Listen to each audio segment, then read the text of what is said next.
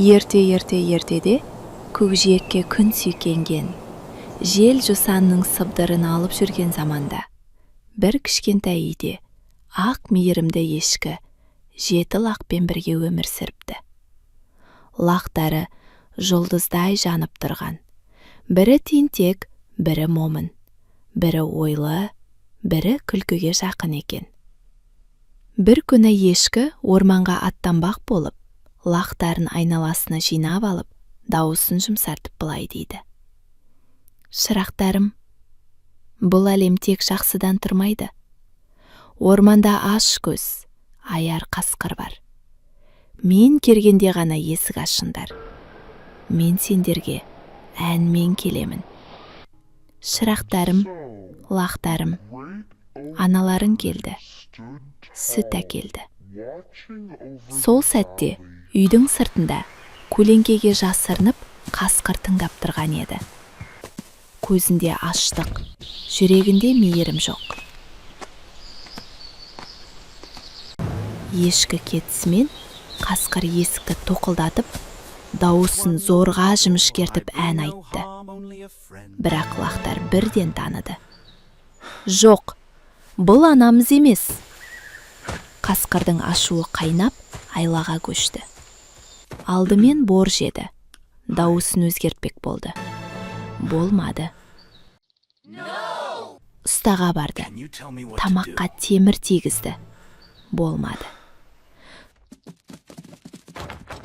Соңында ақ ұнға аунап, аяғын аппақ етіп, соңғы үмітпен есікке келді. Бұл жолы лақтар сенді. Есік ашылды. Қасқыр ішке кіргенде, үйдің іші астан кестен болды. Лақтар тығылды. Бірақ айлакер жау алтауын жұтып қойды. Тек біреуі ғана, сағаттың артында тынысын ішіне тартып, үнсіз қалды. Қарны тойған қасқыр ағаш түбіне жатып, мақтанышпен ұйқыға кетті. Ал кешке қарай ешкі үйіне оралды. Есік ашық, үй үнсіз. Жалғыз қалған лақ анасына бәрін айтып берді. Ешкі көз жасын жұтып, қасқырды тапты. Ұйықтап жатыр. Мейізімен қарнын жарып, лақтарын аман алып шықты. Сосын қасқырдың ішін ауыр таспен толтырып, қайта тігіп қойды.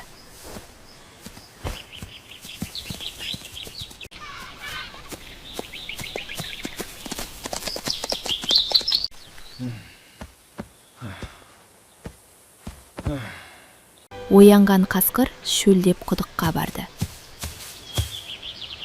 Бірақ тас толы, қарны оны төмен тартып әкетті. Қараңғылық шытты.